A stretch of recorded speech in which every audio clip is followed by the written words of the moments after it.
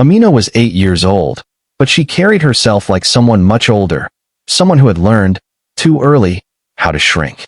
In her classroom, she sat in the same seat every day, second row from the back, close enough to the window that sunlight sometimes brushed her desk in the late morning. She liked that spot because it made her feel less noticed. The window showed her pieces of the outside world, clouds drifting slowly, birds landing and lifting again, leaves trembling in the breeze. Things that moved freely. Amina did not move freely.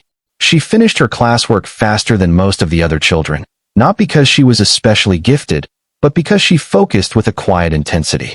When she was done, she folded her hands neatly on her desk and waited. She didn't fidget. She didn't talk. She didn't ask questions unless she was directly spoken to. Her teachers often described her as well-behaved and easy. Her classmates sometimes forgot she was there at all. That was how Amina survived, by being small, silent, and careful. At break time, other children ran outside, shouting and laughing, their voices sharp and bright. Amina walked more slowly. She sat on the edge of the playground, knees pulled to her chest, watching. Sometimes a girl would ask her to join a game, and Amina would shake her head politely, smiling in a way that said thank you, but please don't make me choose. She had learned that choosing the wrong thing could be dangerous. When the final bell rang and children rushed out to meet waiting parents, Amina gathered her bag slowly. Her father usually arrived late.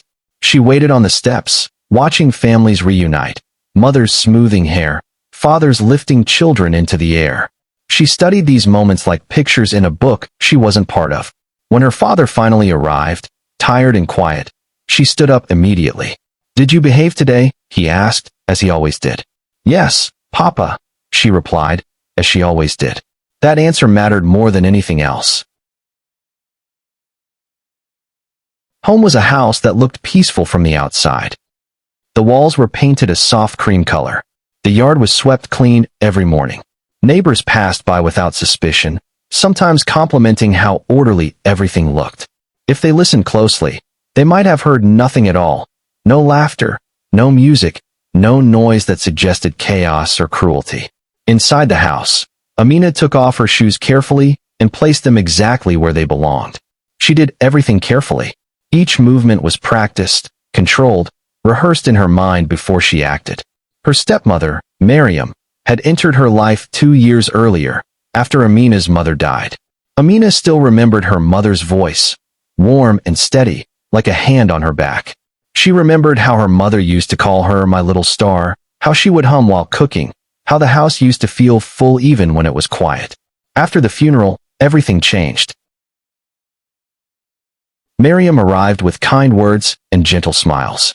She cooked meals for visitors, spoke softly to Amina's father, and held Amina's hand in public.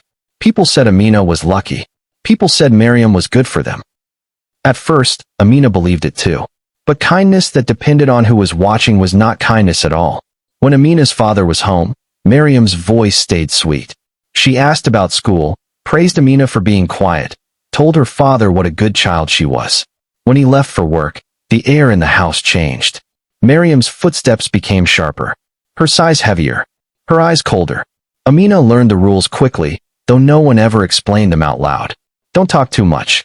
Talking attracted attention. Don't make mistakes. Mistakes were unforgivable. Don't cry.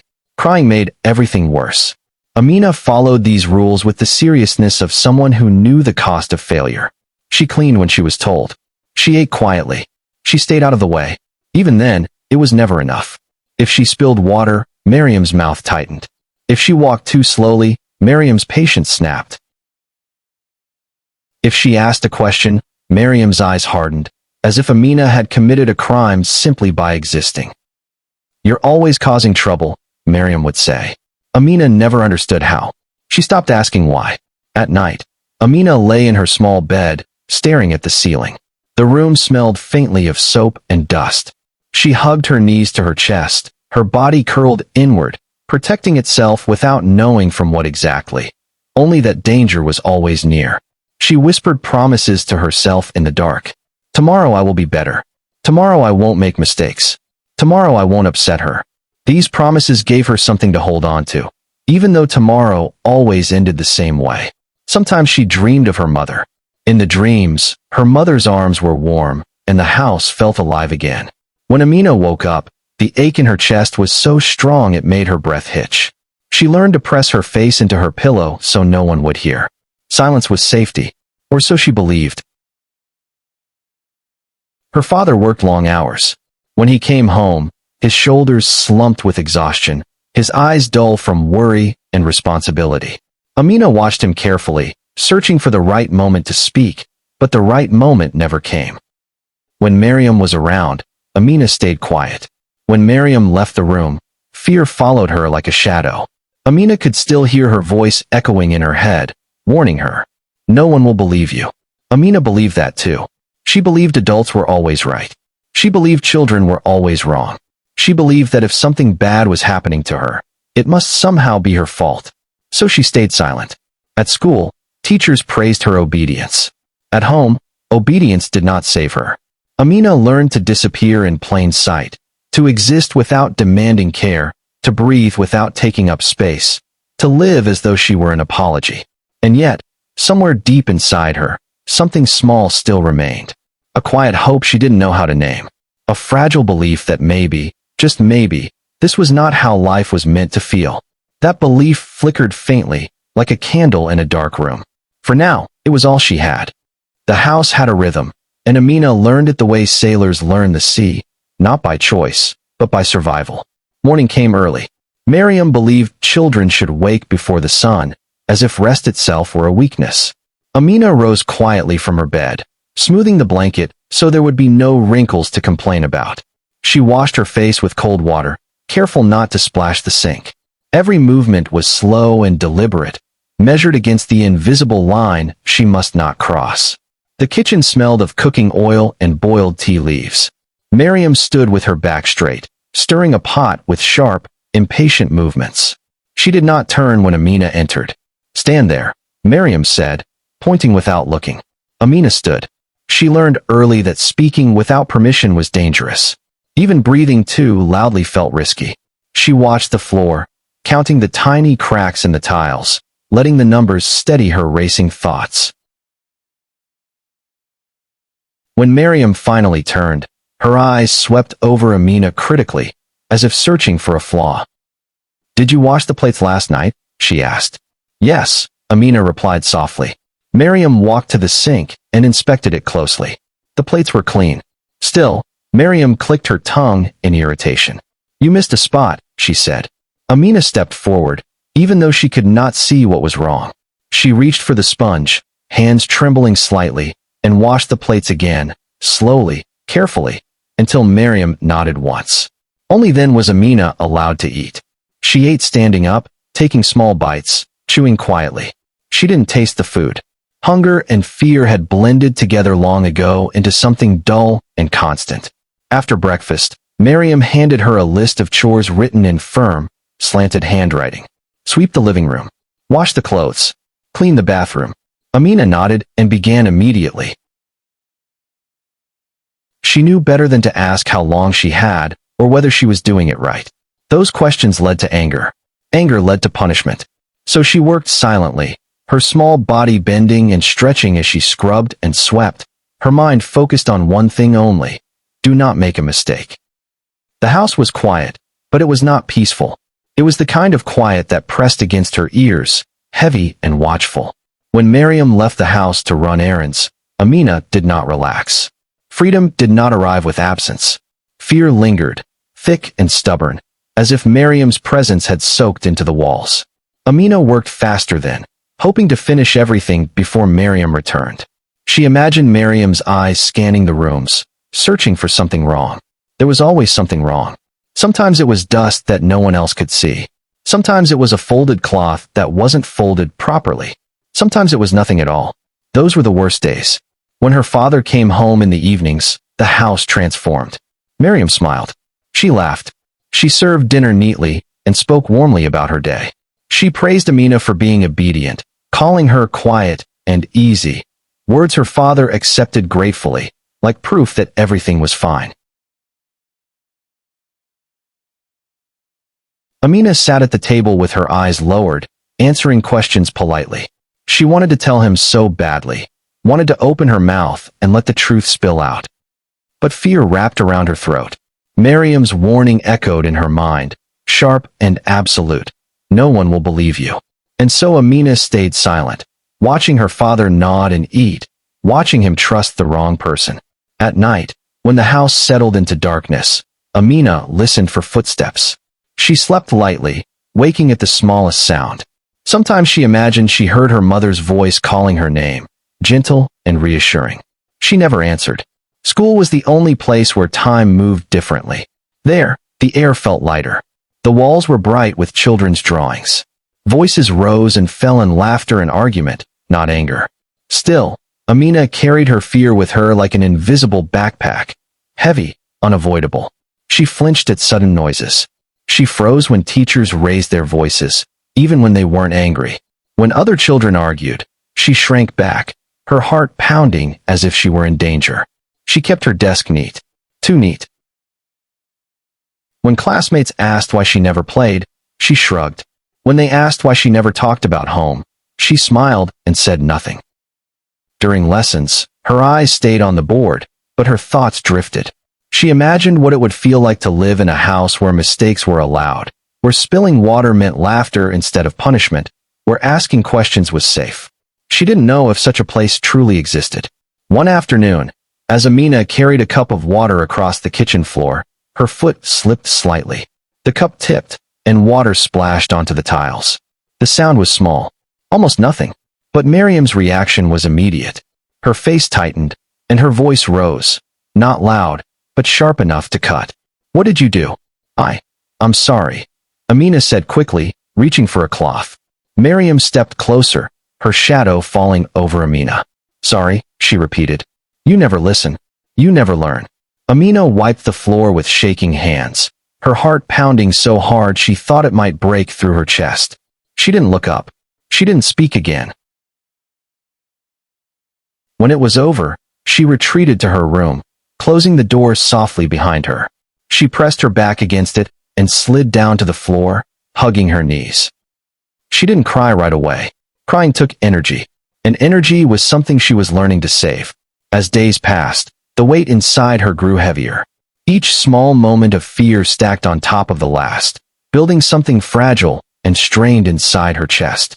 She began to feel tired all the time, not just in her body, but in her thoughts. Even her dreams felt heavy. Still, she kept going, because children like Amina did not know how to stop. The breaking point did not arrive suddenly.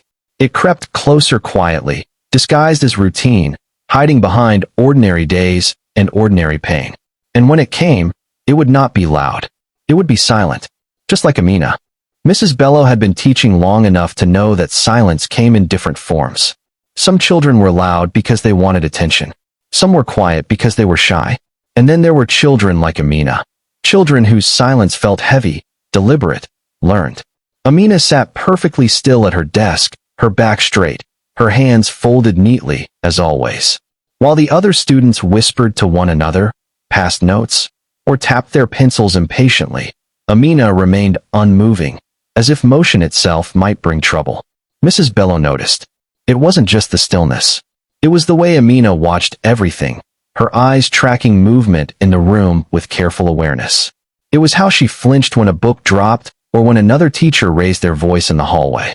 It was how she apologized too quickly, even when she had done nothing wrong.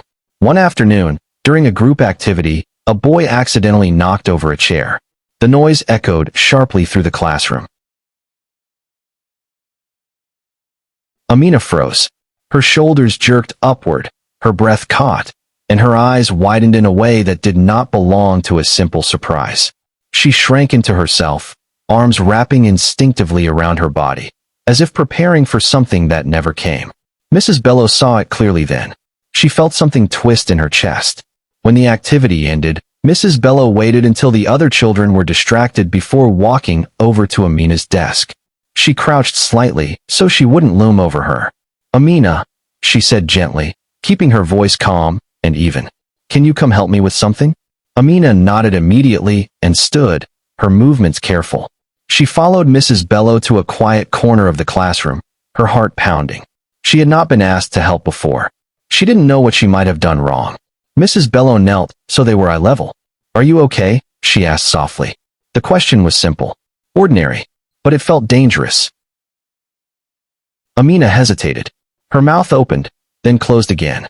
She had learned that questions like this were not always safe. Sometimes they were traps. Sometimes they led to consequences. "I'm fine," she whispered, though her voice shook. Mrs. Bello noticed that too. She didn't push. She didn't ask again. She didn't tell Amina to speak louder or look at her when she talked. She simply smiled gently and said, "If you ever need to talk, I'm here." The words settled into Amina's chest like warmth. No adult had ever said that to her before. In the days that followed, Mrs. Bello paid closer attention. She noticed how Amina volunteered to clean up without being asked, how she flinched when corrected, how she looked relieved when praised for the smallest things. She noticed how Amina never complained, not about missing lunch items, not about being tired, not about anything at all. Once, when another child accidentally bumped into her, Amina immediately apologized, her eyes wide with fear, even though she hadn't done anything wrong. "I'm sorry," she said quickly. The other child blinked, confused. "I bumped you," he said. Amina still looked ashamed. Mrs. Bello watched from across the room, her concern deepening. During reading time, Amina chose stories about brave children who escaped danger, who found safety in unexpected places. She read them quietly, her fingers tracing the words slowly, carefully, as if afraid they might disappear. Sometimes Mrs. Bello wondered what Amina's home life was like. She never assumed. She never accused. She simply observed. And she waited. One rainy afternoon, the classroom felt heavy with humidity. The children were restless, their energy bouncing off the walls. Mrs. Bello raised her voice slightly to regain control, not angry, just firm. Amina flinched again. This time, Mrs. Bello saw fear flash across her face. Real fear, sharp and immediate. It disappeared quickly, replaced by practiced calm, but it was too late. Mrs. Bello knew. After class, she asked Amina to stay behind. The other children filed out noisily, splashing in puddles outside. When the room was quiet again, Amina stood by her desk, her bag clutched tightly in her hands. She waited for the scolding. Instead, Mrs. Bello pulled out a chair and sat down. "You didn't do anything wrong," she said before Amina could speak. Amina blinked. Mrs. Bello gestured for her to sit too. After a moment, Amina obeyed, sitting stiffly on the edge of the chair. "I noticed you got scared earlier," Mrs. Bello said carefully. Sometimes, when children feel scared a lot, it's because something is worrying them. Amina's fingers tightened around the strap of her bag. Mrs. Bello continued gently. "You don't have to tell me anything you don't want to, but I want you to know something very important." She paused, making sure Amina was listening. "You deserve to feel safe." The words hit Amina harder than anything else had. Safe. The idea felt strange and unfamiliar, like a word from another language. She had never thought of safety as something meant for her. Safety was for other children. Louder children. Happier children. Not for someone like her. Her eyes burned, and she looked down quickly, afraid tears might fall. Mrs. Bello didn't rush her. She waited in the quiet, letting the silence stretch without pressure. Finally, Amina spoke. "It's okay," she whispered. "I'm good." Mrs. Bello's heart ached. She nodded slowly. "All right," she said. "But remember, I'm here. Anytime." That night, Amina lay awake in bed, staring at the ceiling. Mrs. Bello's words echoed in her mind, gentle but persistent. "You deserve to feel safe." She pressed her hand against her chest, where something tight and aching had begun to stir. She didn't know what it was yet. Hope, maybe, or longing, but it scared her. Hope was dangerous. Hope made you want things. Wanting led to disappointment. Disappointment led to pain. Still, the words stayed with her. The next day at school, Amina felt different. Not better, just different. She noticed small things she hadn't before. The way Mrs. Bello smiled at students when they tried. The way she never shouted in anger. The way her classroom felt calm even when it was noisy. When Amina made a small mistake on her work, she froze, waiting for consequences. Mrs. Bello leaned over and pointed gently. "Try again," she said kindly. No anger. No punishment. Amina corrected the mistake, her hands trembling slightly. Nothing bad happened. Her heart pounded as if she had escaped something terrible. But change, even gentle change, has a way of unsettling fragile balances. At home, Miriam sensed something. "You're getting ideas," she said one evening, her eyes sharp. "Don't forget your place." Amina's chest tightened. Fear surged back, stronger than before.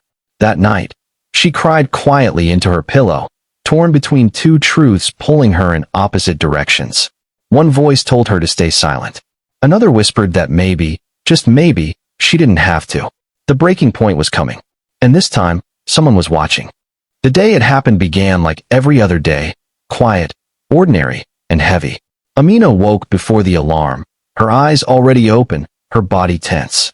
She lay still for a moment, listening. The house was silent except for the faint hum of morning traffic far away. Silence used to feel safe. Now it felt like waiting. She got out of bed carefully, folding her blanket the way Miriam liked it, corners tucked in, no creases. She washed her face, changed her clothes, and stood in her room for a moment, unsure why her chest felt so tight. A strange restlessness followed her, like a shadow she couldn't shake. At breakfast, Miriam barely spoke. That made Amina more nervous than shouting ever did. Silence from Miriam meant something was building. Amina ate quickly, afraid to linger. She washed her plate twice, just to be sure. When she finished, she stood quietly by the wall, waiting to be dismissed. Miriam looked at her for a long moment. "Go," she said flatly. Amina left for school with her heart pounding. At school, the day passed in fragments. Amina tried to focus, but her thoughts drifted. She read the same sentence over and over without understanding it. Her pencil trembled in her hand. Mrs. Bello noticed. She didn't say anything, but she rested a gentle hand on Amina's desk for a brief moment, a silent reminder that she was there. That small kindness made something inside Amina ache.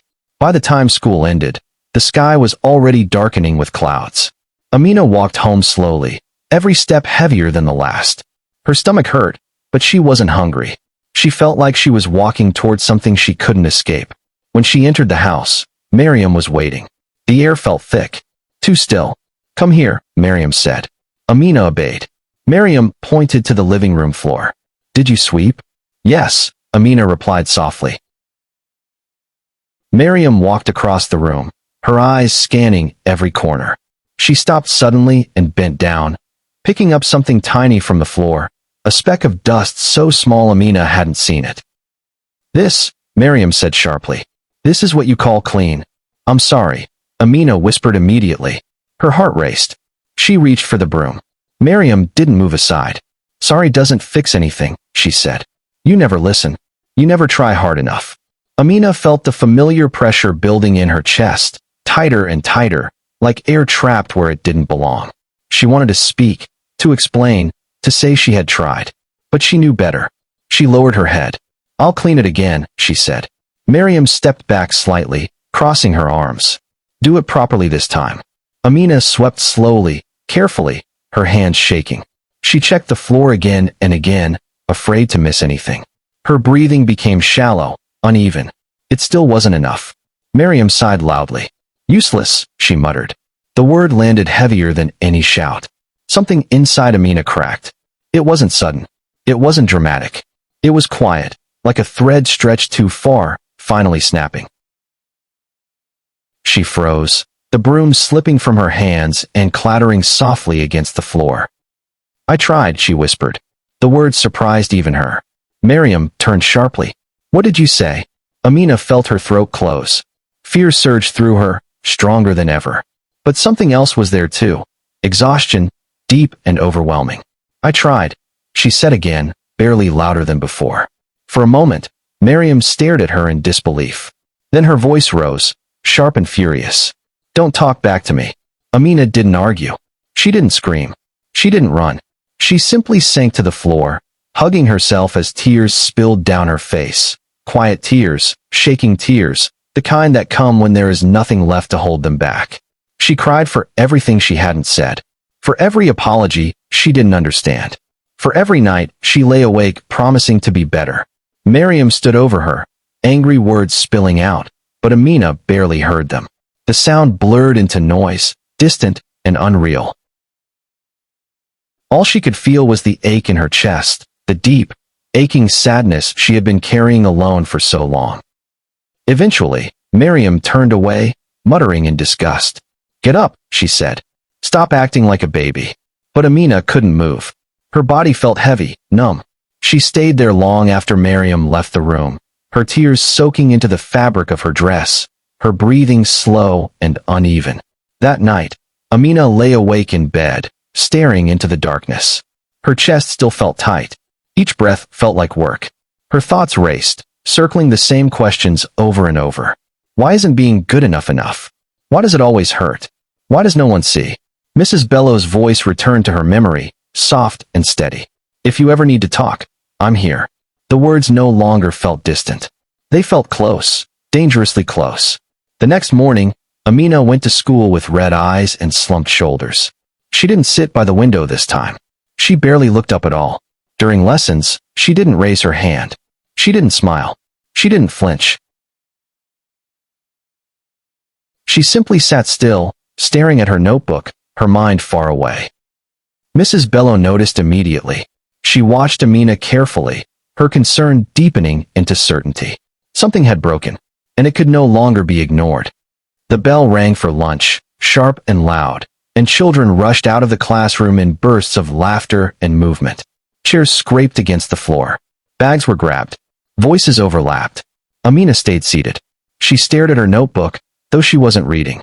The lines on the page blurred together, drifting in and out of focus. Her body felt heavy, as if gravity had increased overnight. Mrs. Bellow noticed. She waited until the room had emptied, then walked slowly back toward Amina's desk. She didn't speak at first. She simply pulled a chair closer and sat beside her, not across from her, not towering over her, just near enough to be present. "Amina," she said softly, "would you like to have lunch with me today?" Amina's first instinct was fear. Lunch was free time. Free time meant rules were unclear. Unclear rules were dangerous. But something in Mrs. Bellow's voice felt steady. Safe. She nodded. They walked together to a quiet corner near the staff room. Mrs. Bellow placed a small lunchbox on the table and opened it slowly, giving Amina time to breathe. She didn't rush. She didn't fill the silence with questions. For a long moment, they ate quietly. Then Mrs. Bellow spoke.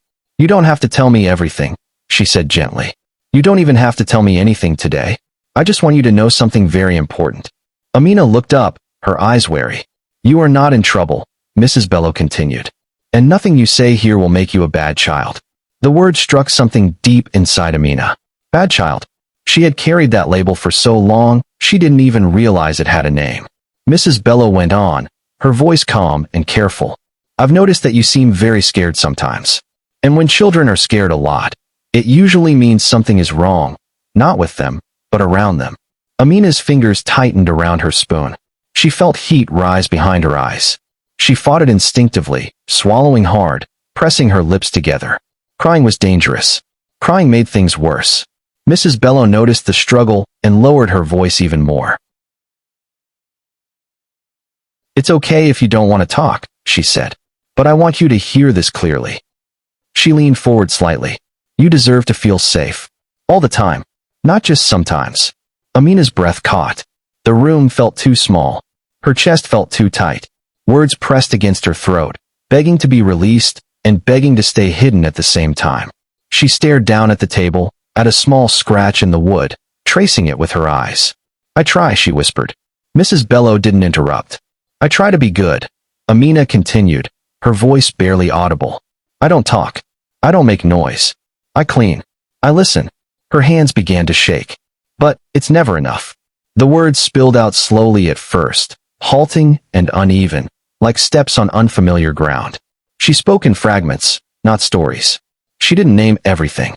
She didn't have to. She talked about fear, about yelling, about always being wrong, about feeling small. She didn't cry loudly. Tears slid silently down her face, one after another, as if her body had been holding them back for years and was finally too tired to keep them in. Mrs. Bellow listened. She didn't gasp. She didn't show shock. She didn't look away. She listened the way people do when they understand that what's being shared is precious and fragile. When Amina stopped speaking, the silence between them felt different, not heavy, but soft. Mrs. Bello reached out slowly, making sure Amina could see her hand before she touched it. "Thank you for trusting me," she said. "What's happening to you is not okay. And it is not your fault." The words landed gently, but firmly. "Not your fault." Amina stared at Mrs. Bello, searching her face for doubt, for disbelief, for anger. There was none. Something inside Amina loosened, just a little. The rest of the day passed in a blur. Amina felt exposed, like she had taken off armor she didn't know how to put back on. At the same time, she felt lighter, as if some of the weight she had been carrying alone was no longer hers to hold. Mrs. Bello walked her to the school gate at the end of the day. "I'm going to make sure you're safe," she said quietly. "You won't be alone anymore." Amina nodded, though fear stirred again. What would happen now? Would things get worse? Would she be punished for speaking? That night at home, Miriam watched her closely. "You've been quiet today," she said suspiciously. Amina said nothing. She lay awake in bed long after the house fell silent, her thoughts spinning.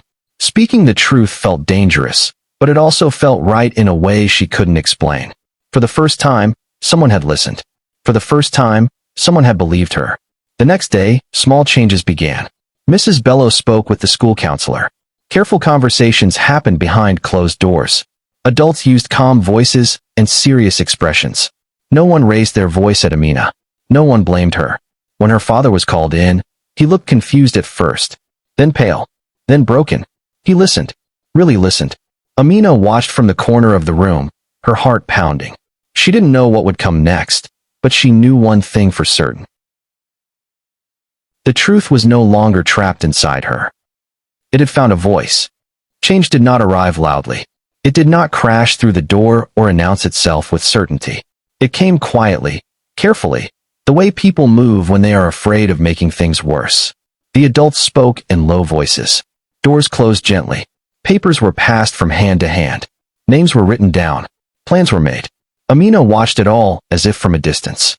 She sat in a small office at school, her feet dangling above the floor, her hands folded in her lap out of habit.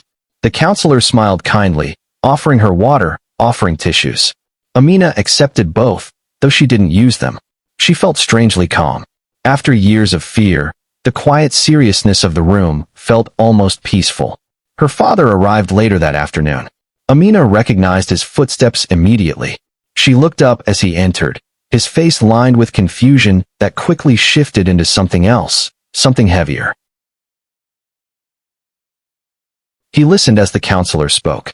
He listened as Mrs. Bello explained gently what she had noticed, what Amina had shared, what could no longer be ignored. At first, he shook his head. "No," he said quietly. "That can't be right." Amina's chest tightened. She stared at the floor, bracing herself for disbelief. But then Mrs. Bello spoke again, not accusing, not angry, just steady.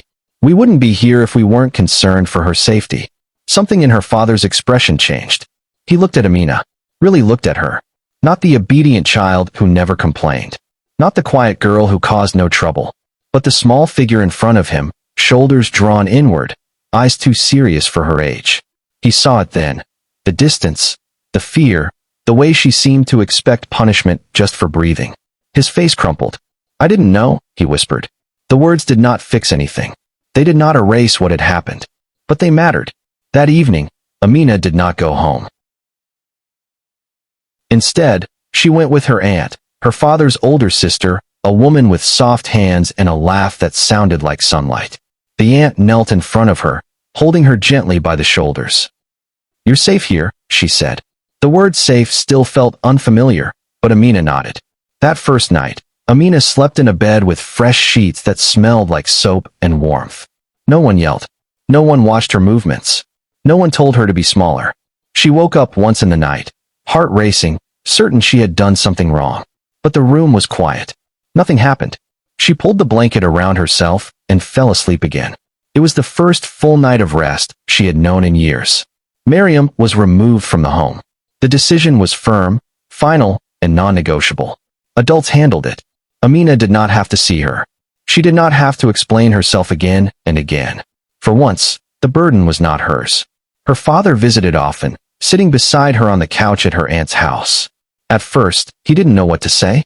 He cried more than Amina expected. He apologized again and again, his voice breaking each time. "I should have seen it," he said. "I should have protected you." Amina didn't answer right away. Trust did not return simply because someone said sorry. But she listened. That mattered too. Healing was not a straight line.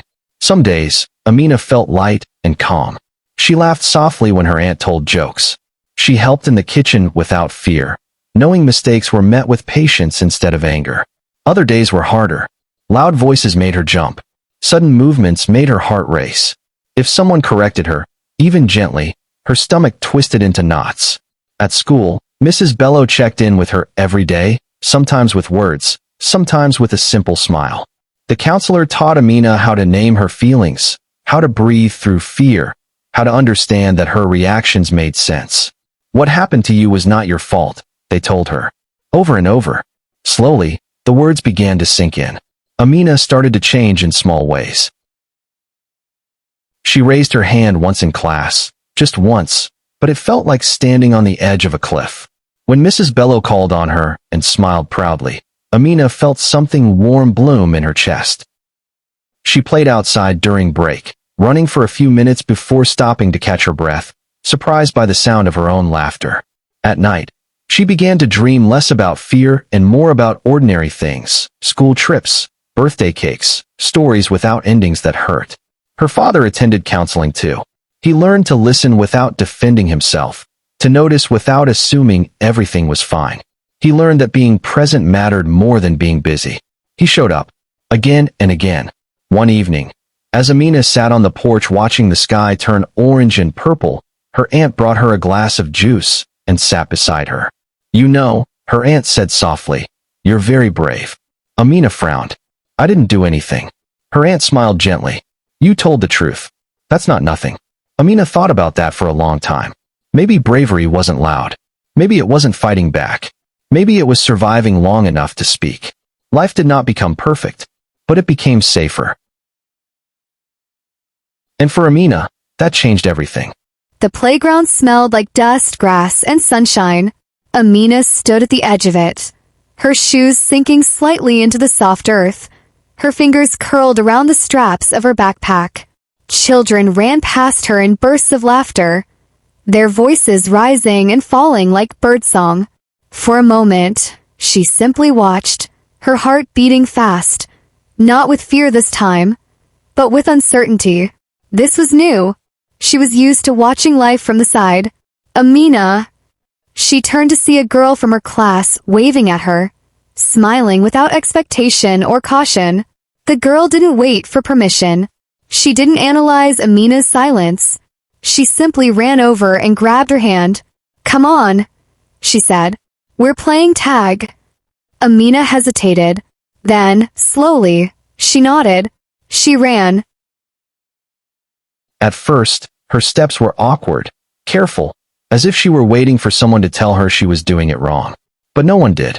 The sun warmed her face. The wind pulled at her clothes. Laughter escaped her lips before she could stop it, surprising her so much that she laughed again. The sound felt strange, but good. Healing did not erase the past. Amina still remembered. Some nights, she woke suddenly, her heart racing, certain she had forgotten to do something important. Sometimes she froze when someone raised their voice, even in excitement. Sometimes she apologized when there was nothing to apologize for. But now, there were people who noticed. Her aunt would kneel in front of her and say, "You're okay. You're safe." Mrs. Bello would smile and remind her gently, "Mistakes are how we learn."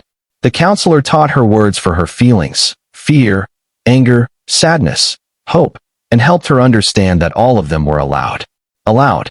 That word changed everything. Her father changed too. He no longer asked only if she had behaved.